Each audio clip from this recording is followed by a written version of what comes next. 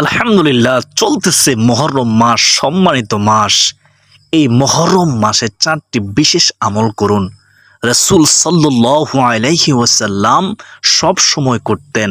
সুবহানাল্লাহ।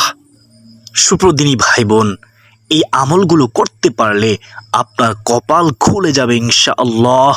আপনার দুঃখ, কষ্ট, পেরেশানি, হতাশা দূর হবে, আল্লাহ তাআলা দূর করে দিবেন। জীবনের সমস্ত গুনাহ মাফ হবে, নিষ্পাপ মাসুম হয়ে যাবেন ইনশাআল্লাহ। যদি ওই অবস্থায় মৃত্যু হয়, তাহলে মৃত্যুর পর আপনি হাসতে হাসতে জান্নাতে যাবেন ইনশাআল্লাহ। আপনার মনে সকল নেক আশা পূরণ হবে। যদি চাওয়ার মতো চাইতে পারেন, আল্লাহ তাআলার দরবারে কোনো জিনিসের অভাব নাই। মনে রাখবেন, চাওয়ার মতো চাইতে পারলে যা চাইবেন তাই পাবেন ইনশাআল্লাহ আজ্জা ওয়া জাল্লা।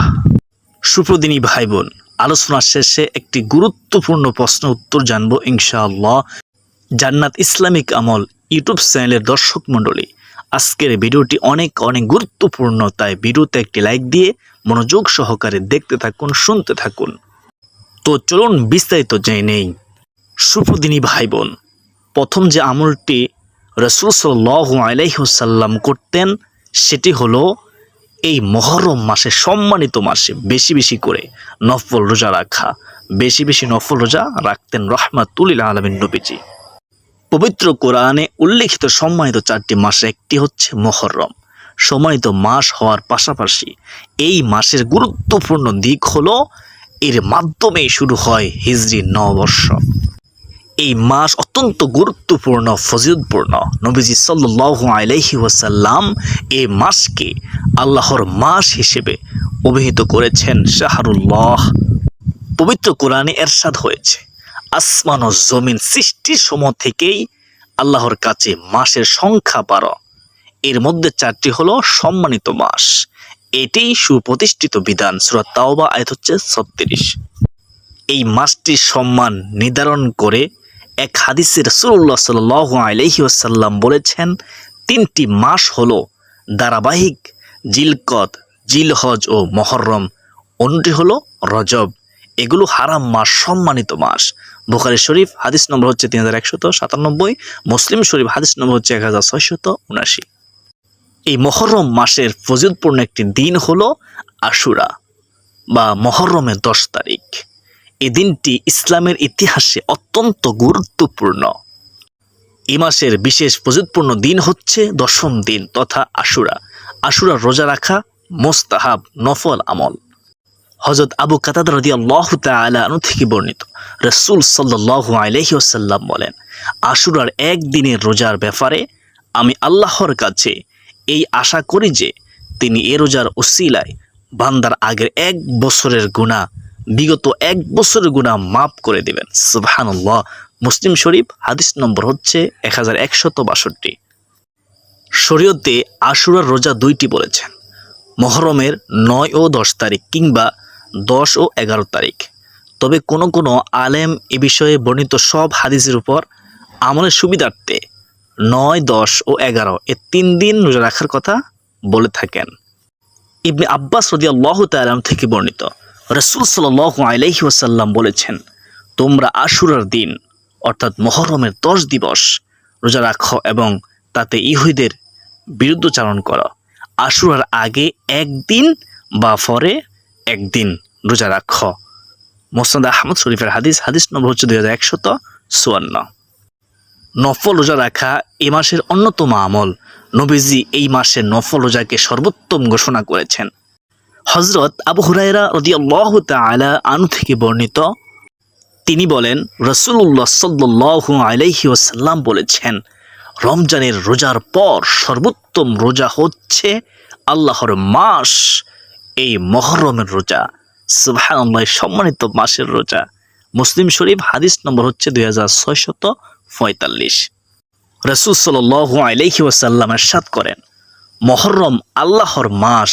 এই মাসে এমন একটি দিন রয়েছে যেদিন আল্লাহ তাআলা একটি সম্প্রদায়ের তওবা কবুল করেছেন। আশা করা যায় সেদিন অন্যান্য সম্প্রদায়ের তওবাও কবুল করা হবে। তিরমিজি শরীফ হাদিস নম্বর হচ্ছে 741। সুবহানাল্লাহ।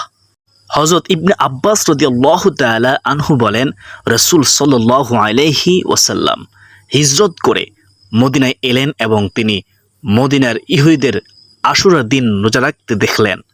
তাদের এ সম্পর্কে জিজ্ঞাসা করলে তারা বলল, এটা সেই দিন যেদিন আল্লাহ তাআলা মূসা আলাইহিস সালাম ও বনি ইসরাইলকে মুক্তি দিয়েছেন, সুবহানাল্লাহ, এবং ফেরাউন ও তার জাতিকে ডুবিয়ে মেরেছেন, তাদেরকে ধ্বংস করেছেন। তার সম্মানার্থে আমরা রোজা রাখি। তারা বলতেছে তার শুকরিয়া আনে আমরা রোজা রাখি। তখন রাসূল সাল্লাল্লাহু আলাইহি ওয়াসাল্লাম বলেন, আমরা তোমাদের চেয়েও মূসা আলাইহিস সালামের বেশি নিকটবর্তী, বেশি হকদার। এরপর তিনি এদিনে রোজা রাখার নির্দেশ দিলেন। সহিহ মুসলিম শরীফের হাদিস 2548। সুপ্রদিনী ভাই বোন, আমি গুনাহগার, আমি পাপী। সংক্ষেপে 1 নম্বর আমল সম্পর্কে বলেছি। আশা করি বুঝতে পেরেছেন। আলহামদুলিল্লাহ, শয়তান আপনাদেরকে দোগাইতে পারবে না। সুপ্রদিনী ভাই বোন, এখন আমরা জন্য 2 নম্বর আমল। 2 নম্বর আমল হলো সম্মানিত এই মুহররম মাসে বেশি বেশি করে একমাত্র লিল্লাহি, আল্লাহর জন্য, দুনিয়ার কাউকে দেখানোর জন্য নয়, একমাত্র আল্লাহকে খুশি করার জন্য নফল নামাজ পড়া, নফল সালাত আদায় করা। যেমন 2 রাকাত সালাতুল হাজত পড়া, মনে আসার পূর্ণ নামাজ পড়া, 2 রাকাত তাওবার নামাজ পড়া, 2 রাকাত ইশরাকের নামাজ পড়া, 6 রাকাত আওয়াবিন নামাজ পড়া, তাহাজ্জুদ নামাজ পড়া, শাস্তের নামাজ পড়া ইত্যাদি। এগুলো নফল ইবাদত, নফল নামাজ। সুপ্রদর্শক, এখন সবগুলো নামাজের নিয়ত সম্পর্কে শুনুন। আরবিতে নিয়ত করতে হবে এমন বাধ্যবাধকতা নেই, এভাবে নিয়ত করবেন। আমি সংক্ষেপে বলতেছি, খেয়াল করুন। আমি 2 রাকাত সালাতুল হাজত নামাজ পড়া নিয়ত করলাম, আমি 2 রাকাত আওয়াবিন নামাজ পড়া নিয়ত করলাম, আমি 2 রাকাত তাওবার নামাজ পড়া নিয়ত করলাম। এভাবে নিয়ত করবেন, সহজে হয়ে যাবে ইনশাআল্লাহ। এভাবে নিয়ত করে 2 রাকাত নামাজ পড়বেন। নির্দিষ্ট কোনো নিয়ম নেই, নির্দিষ্ট কোনো সূরা নেই, আপনি যে কোনো সূরা দিয়ে পড়তে পারেন। তো আশা করি আপনারা 2 নম্বর আমল সম্পর্কে জেনেছেন।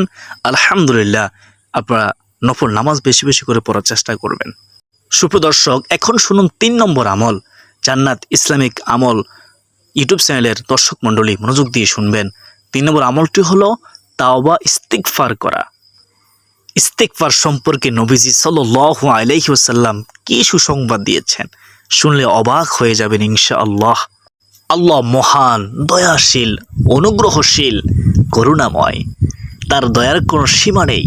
তিনি দয়াবান, পরম ক্ষমাশীল, অতি দয়ালু। তিনি ভুল ত্রুটি, পাপ তাপ যাবতীয় অপরাধ ক্ষমা করেন, দয়া ও করুণা বর্ষণ করেন। সুবহানাল্লাহ। বান্দা যখন আল্লাহর দ্বারস্থ হয় তখন তিনি ক্ষমা ও দয়ার কুদরতি হাত প্রসারিত করেন। বান্দা ইস্তিগফার করলে আল্লাহ ক্ষমা করেন। বান্দা আল্লাহকে ডাকলে আল্লাহ তাআলা তার ডাকে সাড়া দেন। কোরআনুল কারীমে আল্লাহ তাআলা বলেন, আমি অবশ্যই ক্ষমাশীল তার প্রতি যে তাওবা করে, ঈমান আনে, সৎকর্ম করে ও সৎপথে অবিচল থাকে, সৎপথে অবিচল থাকে। সুবহানাল্লাহ। সূরা তোহা আয়াত হচ্ছে 82। অন্য আয়াতে আল্লাহ তাআলা বলেন, যে ব্যক্তি কোনো মন্দ কাজ করে ফেলে বা নিজের প্রতি জুলুম করে বসে, তারপর আল্লাহর কাছে ক্ষমা চায়, সে অবশ্যই আল্লাহকে অতি ক্ষমাশীল, পরম দয়ালুই পাবে। সুবহানাল্লাহ। সূরা নিসা আয়াত হচ্ছে 110। হযরত আব্দুল্লাহ ইবনে আব্বাস রাদিয়াল্লাহু তাআলা আনহু থেকে বর্ণিত, রাসূলুল্লাহ সাল্লাল্লাহু আলাইহি ওয়াসাল্লাম বলেন, যদি কেউ বেশি বেশি আল্লাহর কাছে ক্ষমা চায়, আল্লাহ তাকে সকল প্রকার দুর্দশা থেকে মুক্তি দান করেন, হতাশা থেকে মুক্তি দান করেন, দুশ্চিন্তা থেকে পরিত্রাণ দান করেন, তাকে এমন উচ্চ থেকে রিজিক দান করেন যা সে কল্পনা করতে পারে না। আবু দাউদ শরীফের হাদিস।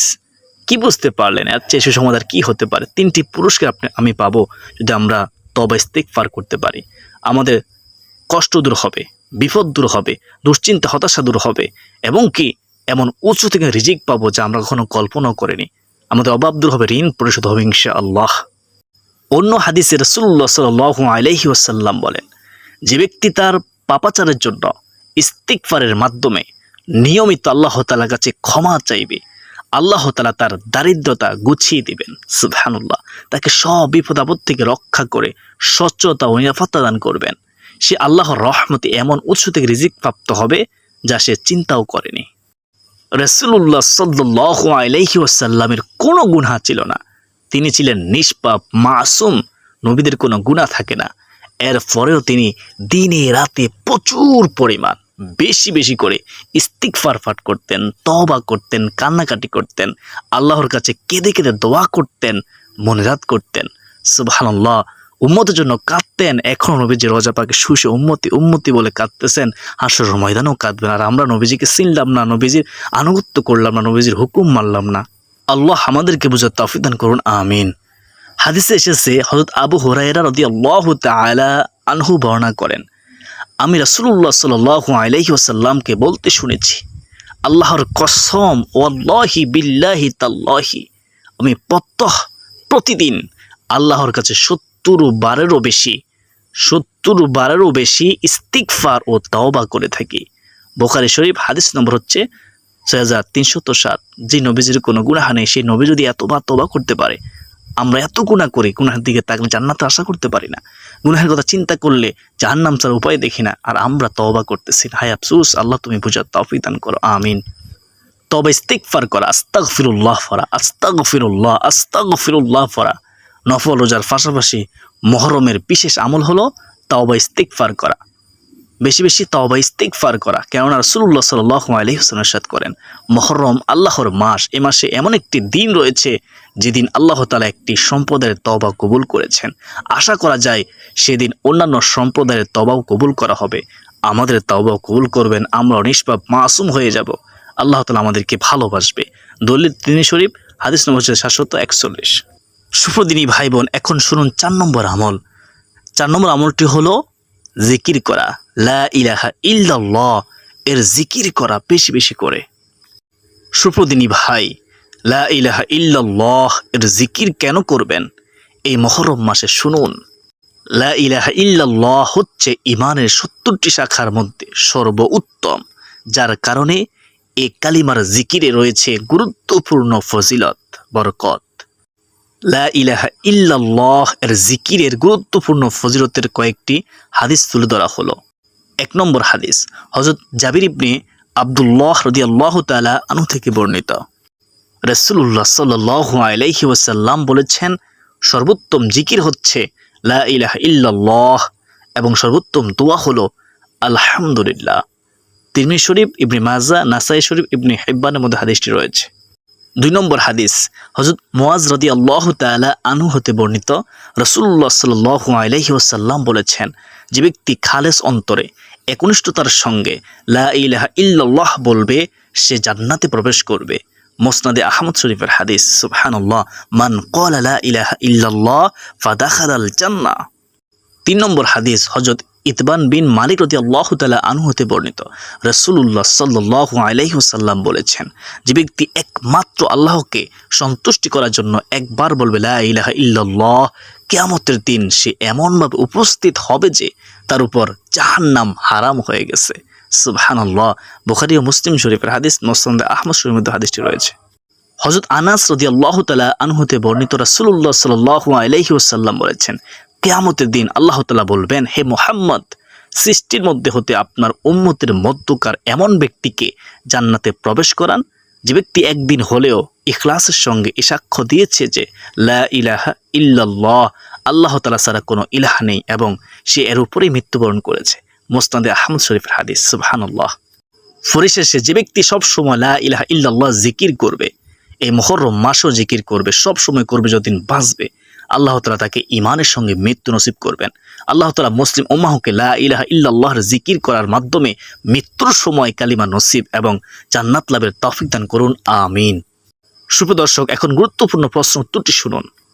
প্রশ্নটি হলো, অনেক মুরব্বীকে দেখা যায় আজানের পর মসজিদে প্রবেশ করে উচ্চ স্বরে সালাম দিতে, অথচ তখন মসজিদে কেউ নামাজ পড়ছে, কেউ তেলাওয়াত করতেছে, আবার কেউ তাসবিহ তাহলিল পড়া অভগ্ন আছে। এখন আমার জানার বিষয় হচ্ছে, মসজিদে প্রবেশ করার সময় জোরে জোরে উচ্চ আওয়াজে সালাম দেওয়ার ব্যাপারে শরীয়ত কি বলে, জায়েজ আছে কিনা?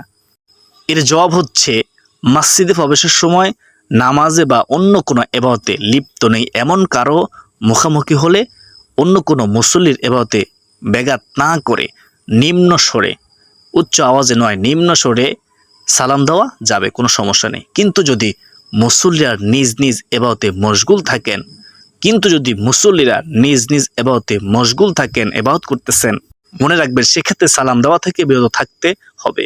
আর মসজিদে অন্যের ক্ষতি হয় এমন উচ্চস্বরে সালাম দেওয়া সঠিক নয়। ইমাম সাহেবদের দায়িত্ব হলো মানুষকে হিকমত ও প্রজ্ঞার সঙ্গে বিষয়টি বুঝিয়ে দেওয়া যে এরকম করা যাবে না। সূত্র ফাতোয়া হিন্দিয়া ৫ম খণ্ড ৩২৫ নং পৃষ্ঠার মধ্যে ফাতোয়াটি রয়েছে। সুপ্রদিনী ভাই বোন, আমি আশা করি যেহেতু আজকের ভিডিওটি অনেক গুরুত্বপূর্ণ, তাই ভিডিওটি শেয়ার করে দিবেন ইনশাআল্লাহ। তো আজকের দিন এ পর্যন্ত, সকলে সুস্বাস্থ্য কামনা করে বিদায় নিচ্ছি। আসসালামু আলাইকুম ওয়া রাহমাতুল্লাহি ওয়া বারাকাতুহু।